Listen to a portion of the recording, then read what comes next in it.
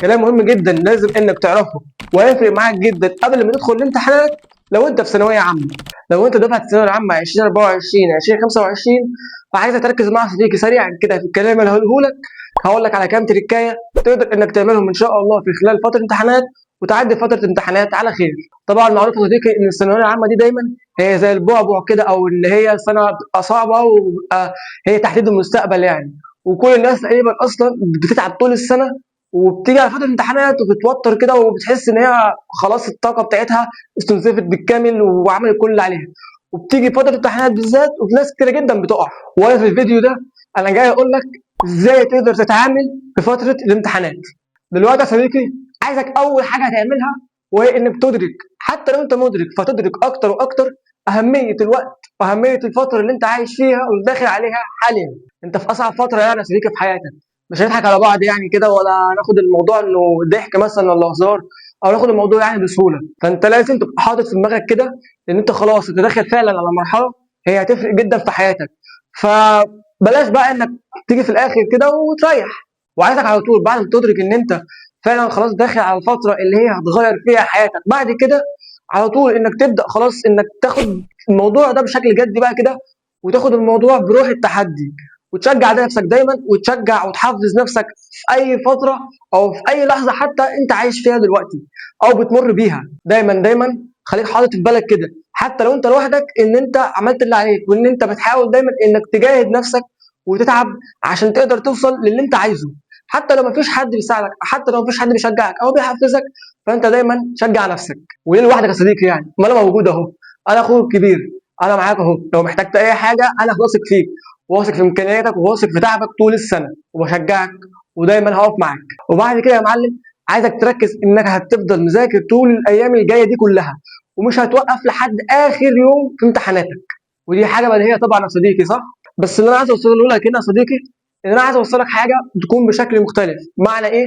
بمعنى ان انت اول امتحان بتمتحنه تبدا بعدها على طول انك تبقى خايف كده ومتوتر، وبتبدا تحسب انت نقصت كام درجه، وممكن المجموع بتاعك بناء على اول يوم بس ممكن يبقى شكله عامل ازاي. ووقتها طبعا يا صديقي انت معنوياتك تبدا تقل، خصوصا لو حليت وحش. فما تعتمدش يا صديقي من اول يوم انك تحسب درجاتك او تحسب المجموع بتاعك، لان حرفيا انت ممكن لو فضلت يائس كده او محبط كده، انت ممكن ياثر وتضيع تعب سنه كامله حرفيا من اول يوم، وما تركزش في باقي امتحاناتك. فمن رايي يعني يا صديقي كده، راي متواضع يعني، انك تفضل مركز انك تذاكر دايما لحد اخر يوم في امتحاناتك، ولحد اخر ساعه حرفيا في الثانويه العامه. ما توقفش حرفيا، ما توقفش خالص. ما تفكرش كده انك تريح فتره الامتحانات دي.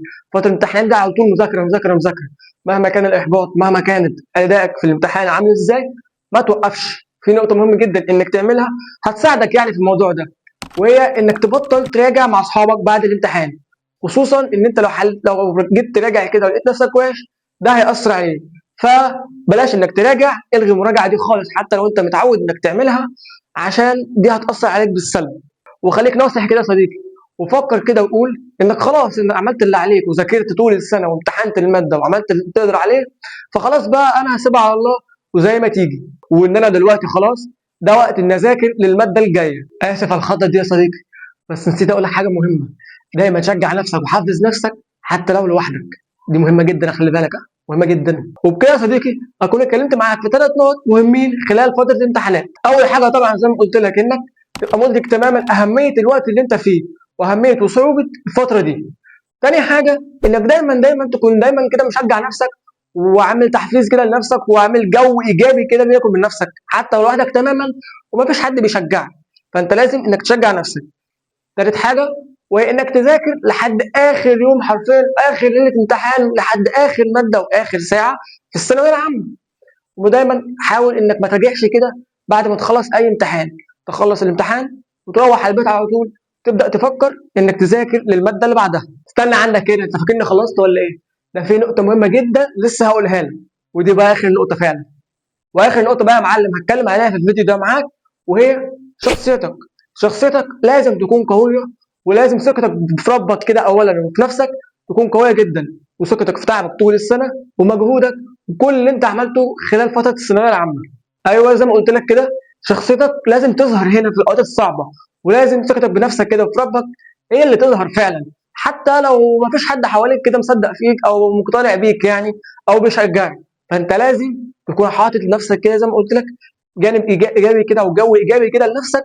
وانا معاك برضو لو عايز اي حاجه ممكن انك تكلمني في القناه مثلا او على الفيسبوك في الصفحه، ممكن انك تكلمني وهتلاقي عادي جدا ان انا ايه برد عليك. طبعا حته الجانب الايجابي دي اللي بتكلم عليها او الجو الايجابي دي حتى لو لوحدك، علشان في ناس كتير او طلبه كتير اكيد ما عندهمش اللي بيدعمهم بشكل ايجابي، او ما عندهمش اللي قادر انه يفهمهم ويفهم دماغهم كده ويفهم هم عايزين ايه. واوقات كتير ساعات يعني بيبقى في ناس ما بتحس بالوحده، بتحس ان هي ما فيش حد في حياتها فعلا شبهها مثلا او زيها. وبس كده يا صديقي، كده اكون خلصت معاك الفيديو ده واتكلمت معاك في كام نقطه باذن الله، باذن الله هم هيساعدوك جدا خلال فتره الامتحانات انك تعدي فتره الامتحانات على خير. وان شاء الله يعني انا واثق فيك انك هتوصل وهتحقق اللي انت عايزه. وحتى عايزك برضه توصل اوصلك نقطه، وحتى لو ربنا فعلا ما اردش اللي انت عايزه فكله خير. ودايما خليك مؤمن بقضاء الله وقدره. وبس كده. بس كده كفايه طولت عليك. عايزك طبعا انك تعمل لي اشتراك في القناه، وتابعني في صفحه الفيسبوك لو شفتني من الفيسبوك. وبس كده يا صديقي، اشوفك ان شاء الله في فيديوهات تانية كتير. سلام.